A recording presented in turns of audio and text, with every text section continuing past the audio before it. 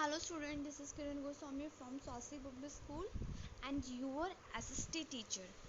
So हमारा chapter था US hegemony in world politics. Political science का चैप्टर था ये एंड हम इसके बारे में पढ़े थे लास्ट क्लास में। आप सबको याद होगा कि हमने क्या पढ़ा था। लास्ट क्लास में हमने पढ़ा था कि अमेरिका एक महाशक्ति कैसे बना एंड वो धीरे धीरे कैसे वर्चस्व में आया, उसने अपना वर्चस्व दिखाना कैसे शुरू किया। हमने लास्ट क्लास में ये पढ़ा था। अब हम इससे आगे पढ़ते हैं। एंड बच्चों, आपसे एक रिक्वेस्ट है, जब भी हम क्लास स्टार्ट करें अपने साथ बुक लेके बैठिए एंड उसको साथ साथ में रीडिंग भी करें।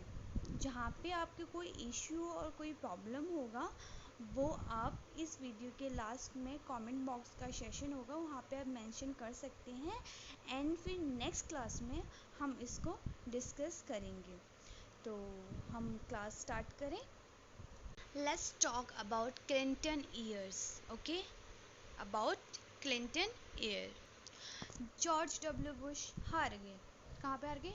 इलेक्शन में हार गए, राइट। और गल्फ वॉर जो हमने लास्ट क्लास में पढ़ा था उसमें वो एक बेहतरीन जीत के साथ अपने देश में वापस लौटे थे। गल्फ वॉर के बारे में हमने लास्ट क्लास में पढ़ा था, तो वहाँ पे वो जीते थे और एक बेहतरीन और शानदार जीत के साथ वो अपने देश वापस लौटे थे। बट 1992 में वहाँ पे इलेक्शन हुए थे, वहाँ पे बिल क्लिंटन जीत गए। कौन जीत गए? वहाँ पे प्रेसिडेंशियल इलेक्शन हुए थे, वहाँ पे बिल क्लिंटन जीत गए। और वो क्यों जीते? वो इसलिए जीते थे क्योंकि उन्होंने डोमेस्टिक इश्यूज़, उन्होंने डोमेस्टिक इश्यूज़ के बारे में बात की थी। डोमेस्टिक इश्यूज़ मतलब रोटी कपड़ा मकान। मीन्स हम इसके बारे में बात करेंगे। मैं ज़्यादा बाहर नहीं घूमूंगा तो मैं इसके बारे में ज़्यादा आपसे बात करूँगा, इसमें हम ज़्यादा इम्प्रूवमेंट लेके आएंगे। एंड 1996 में वो फिर से जीत गए just because of domestic issues के बारे में बात करके वो इस इलेक्शन में भी जीत गए और वो कॉन्टीन्यूसली 2 बार जीत गए। लोगों को ये लगने लग गया वो सिर्फ डोमेस्टिक इश्यूज़ के ऊपर बात करेंगे और बाकी चीज़ों में वो अपनी दखलंदाजी नहीं करेंगे। और क्लिंटन सॉफ्ट पॉलिसी खेले थे, जैसे कि बुश के टाइम पे हार्ड पॉलिटिक्स होती थी। यस, बुश के टाइम पे हार्ड पॉलिटिक्स हो रही थी, लेकिन क्लिंटन के टाइम पे ये सॉफ्ट थी। सॉफ्ट पॉलिटिक्स मीन्स यार जैसे कि वो डेमोक्रेसी के ऊपर बात करते थे, राइट। सॉफ्ट पॉलिटिक्स मतलब वो डेमोक्रेसी के ऊपर बात कर, और इन्होंने डेमोक्रेसी को प्रमोट किया। डेमोक्रेसी को प्रमोट किया मीन्स डेमोक्रेसी में प्रमोट किया, ये इनकी आइडियोलॉजी थी।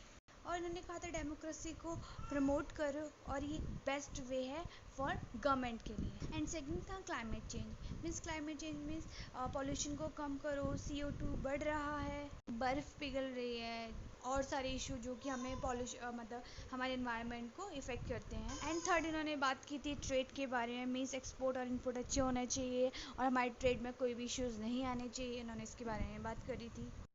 एंड हार्ड पॉलिटिक्स जो कि बुश के टाइम पे थी, and military rule and all बहुत ज़्यादा मतलब हार्ड होना।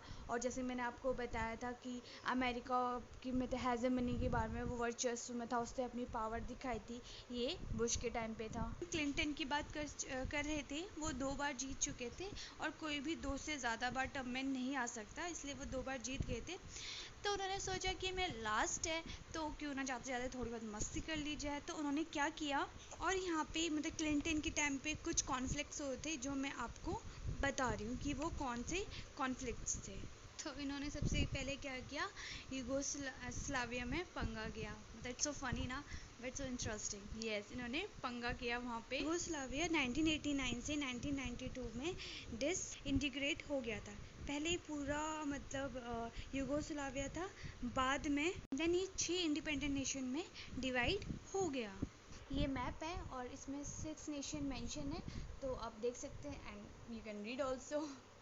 सो आगे है। प्लस वो एक सेल्फ डिक्लेयर्ड भी था। सेल्फ डिक्लेयर्ड मीन्स उसने तो बोल दिया हाँ भाई मैं इंडिपेंडेंट हूँ, बट ये बात दुनिया नहीं मान रही थी कि वो क्या है, इंडिपेंडेंट है। यूगोस्लाविया में कसूवा में कोई इश्यूज हो रहे थे, तो वो में क्या थे, 80% अल्बानिया थे एंड 20% सर्ब्स थे। 1919 में नाटो ने क्या कर दी थी कि कसूवा में अपनी फोर्सेस खड़ी कर दी थी। अब आप सबको पता है नाटो कौन था। ये आपका होमवर्क रहेगा, आप नाटो के बारे में पढ़िए और मुझे नीचे कमेंट बॉक्स में लिखिए, ठीक है। बाकी मैं आपको नेक्स्ट क्लास में बताऊंगी।